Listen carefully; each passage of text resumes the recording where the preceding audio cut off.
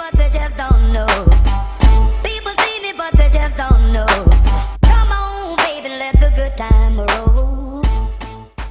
Yo, what's going on, everybody? It is Straight Outta Boston here, aka the King of Boston. Today we are back for episode 24 of the Georgia State Dynasty here on NCAA Football 14, and today we just have a short little bye-week update. And our first commit didn't end up committing to Georgia State. Justin Willis, the kicker we've been targeting for a while, and you can see we're just kind of, distributing points, taking points away from some guys, putting them into others. See, we're trying to put some points into Ben Dixon here, 69 overall outside linebacker that I realized that we really have to add on to the team. I think we have a good linebacking core, but it's a veteran linebacking core, at least veteran for college-wise, and it's going to need to be replaced pretty soon, so we're going to look to try and upgrade that now. And Justin Polland, we're going to take some points out of him because we're pretty far ahead on him. We're 520, and I think we can just kind of monitor that for now. And we're going to move up the board a little bit, and you can kind of get a basic overview of some of our prospects. We had a lot of really high hopes at the beginning of the year. A lot of those guys have kind of turned out to not be guys that we are really in sight for, or we don't really have a shot at, so I'm kind of lowering the standards a little bit here as we get towards the latter half of the year.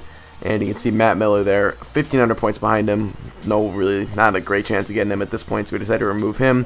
James Ham, he committed to NIU, Northern Illinois. We're going to take him off. And we have 300 points left. We're looking around, looking at Charles McBride here, defensive end, who's looking at Oregon right now, and Michigan and Ohio State. So I'd be surprised if he came to Georgia State, but it's worth a shot. We'll see what we can do. We're only like 500 behind him.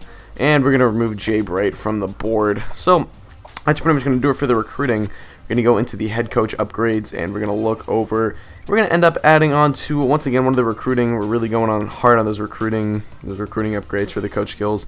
Take a look at some of the NCAA leaders and where the Georgia State players fall in those respective categories. Jordan Giles and Ronnie Bell both 77th in passing and receiving. We have two guys in the top 5 in tackles. That's good to see.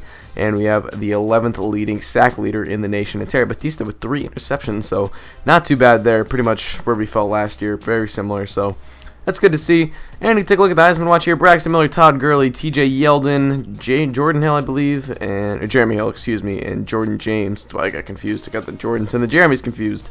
Or in your Heisman leaderboards. I can talk. And you can see the conference standings here. Both Georgia State and South Alabama third in their respective divisions. You can take a look at the top 25 right here. We'll go through it.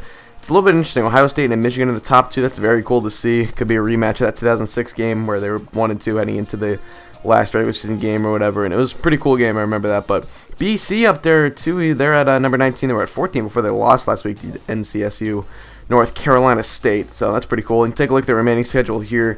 We got 6 games left. 1 against Burns and five other conference opponents. So that'll be good. Anyway, it's gonna wrap this up for me. Thank you guys for watching. Hope you did enjoy. It doesn't matter. Peace.